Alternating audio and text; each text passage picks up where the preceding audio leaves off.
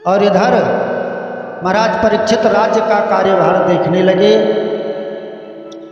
इरावती नाम की कन्या से महाराज परीक्षित का विवाह भी हो गया और 4 पुत्र हुए। जन्मेजय आदि 4 पुत्र भी हो गए। बड़े अच्छे से राज्य कार्य घर गृहस्थी चल रहा था। वो अपनी प्रजा को देखने के लिए, अपने प्रजा की हालचाल देखने के लिए प्रजा के बीच में भेष बदल करके जाया। और राजा तो चाहिए भी, नहीं तो लिखते हैं कि जासुराज प्रिय प्रजा तुम्हारी, सोन पयवसी नरक अधिकारी। राम सिया राम जय जय राम। राम सिया राम जय जय राम। मंगल भवनय मंगलहारी, प्रभु सदा बिहारी।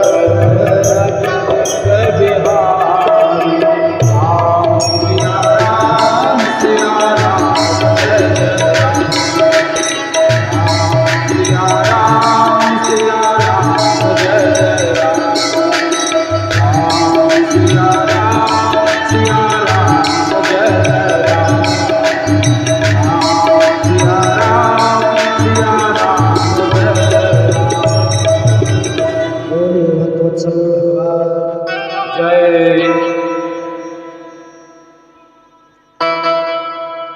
महाराज परीक्षित एक दिन अपनी प्रजा को देखने के लिए निकले और उन्हें एक अद्भुत दृश्य दिखाई पड़ा। एक बैल के 3 पैर टूटे हुए, एक पैर पे खड़ा है, और एक गाय वहीं पास में खड़ी है। देख रहे हैं कि बड़े प्रेम से दोनों बात कर रहे हैं। गाय रो रही है तो बैल कहता है, माता तू क्यों रो रही है? क्या तो तेरा क्यों कोई परदेसी परदेश चला गया, वापस नहीं आया? क्या तेरा बच्चा मर गया?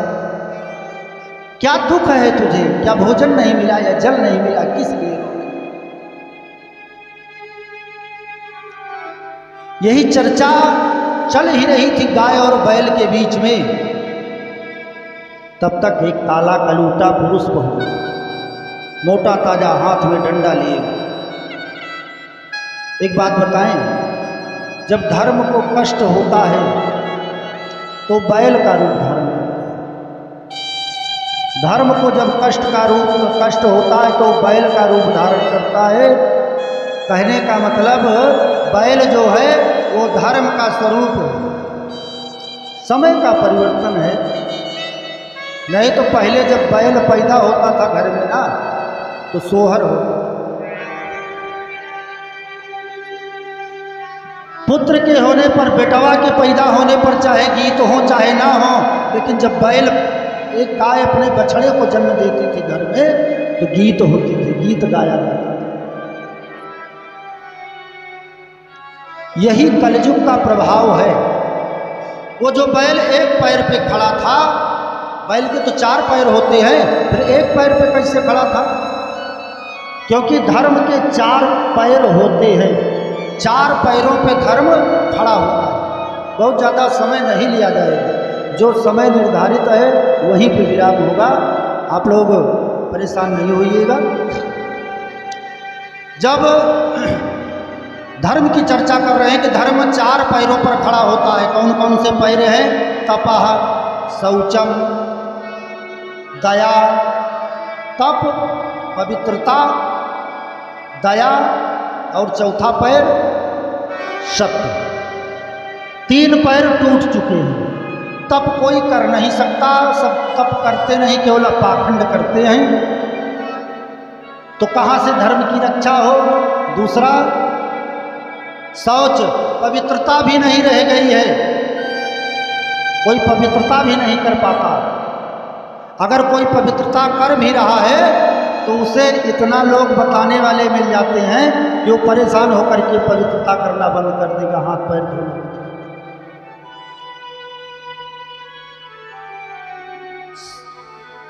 दया, दया अगर है कहीं थोड़ी बहुत तो ज़्यादा नहीं है, थोड़ी बहुत ही है। अगर रुका है यह संसार, यह धर्म, तो मात्र सत्य के बल पर, मात्र सत्य के बल पर। जो कुछ हमारे संत, सत्य बोलने वाले बंधु, विद्वान, उन्हीं के बल पे मात्र रुका है।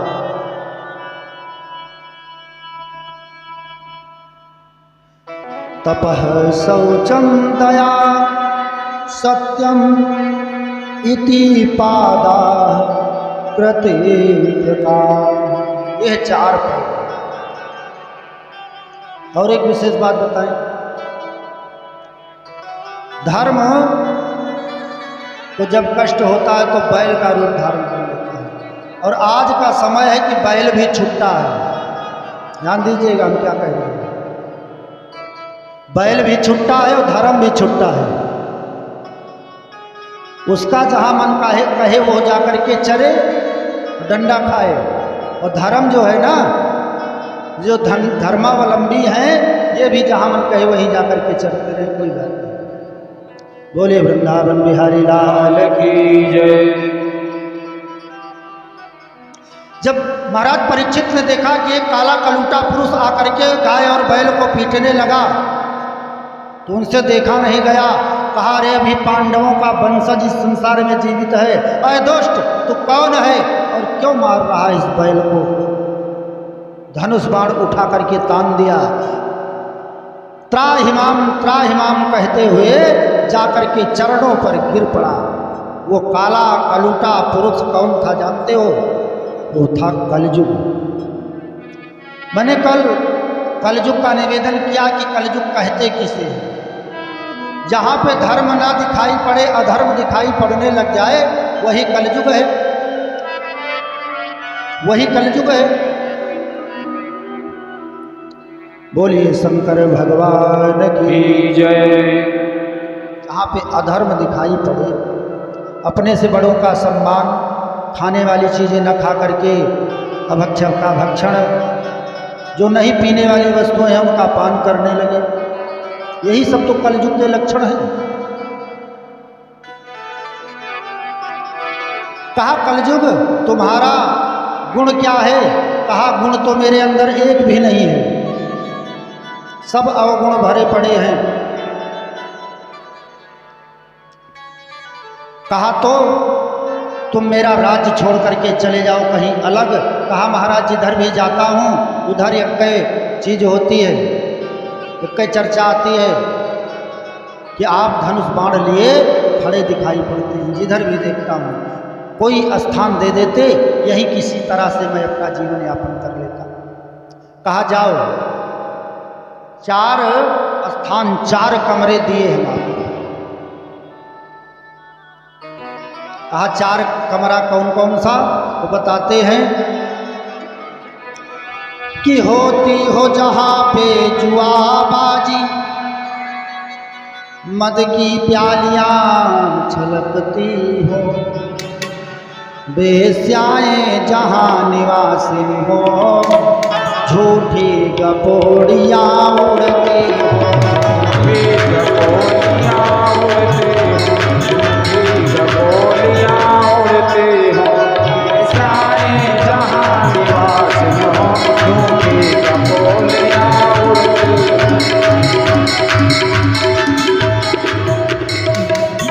होती हो जहाँ पे जुआबाजी, जहाँ जुआ खेला जाता हो,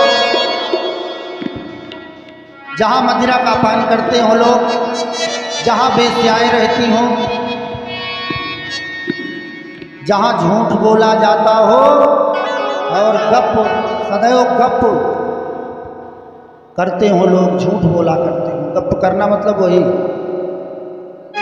कहा करते हैं ना कि बहुत गप हाँक रहे हो, झूठ ही बोलना।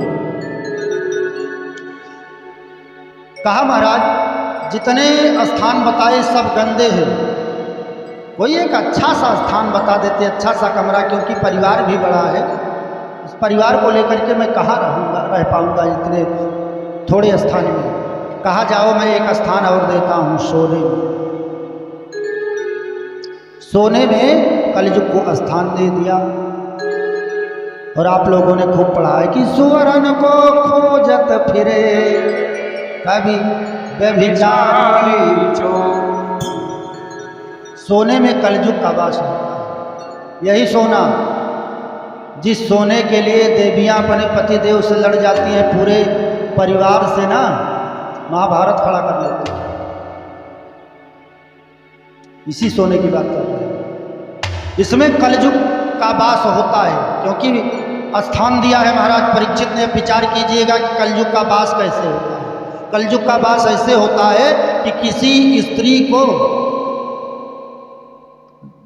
1,00,000 2 लाख का सोना पहना करके रोड पे भेज दो, दुनिया वालों को पता चल जाए कि असली है, बस दिन दहाड़े गोली मार करके निकाल लेंगे, छीन लेंगे। ये कलयुग का वास है। और भगवान कहते हैं कि सोने में हमारा भी वास है। धातु नाम कांचनमस्मि, धातुओं में मैं सोना हूं, तो भगवान का वास कैसे हुआ? भगवान का वास ऐसे हुआ कि अगर आप पूजन करने के लिए बैठते हो तो जो हाथ में पैती पहनी जाती है पवित्री, अगर आप अंगूठी पहने हो सोने की, तो पंडित जी कहते हैं कि चलो कोई बात नहीं है, सोने की अंगूठी पहने हो, पैती पहनने की कोई आवश्यकता नहीं, इतना पवित्र होता है सोना। तो उसकी पवित्रता कहाँ से आती है? विचार करने की बात है कि तुम्हें वेदित भोजन करही, तुम्हें निवेदित भोजन करही, तुम्हें निवेदित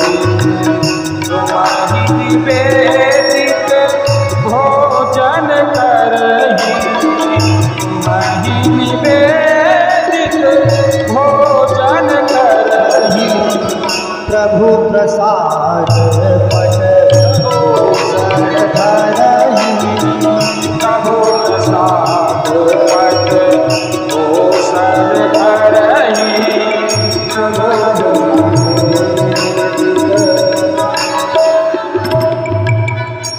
कहा तुम्हि निवेदित भोजन करहि, प्रभु प्रसाद पट भूषण धरहि।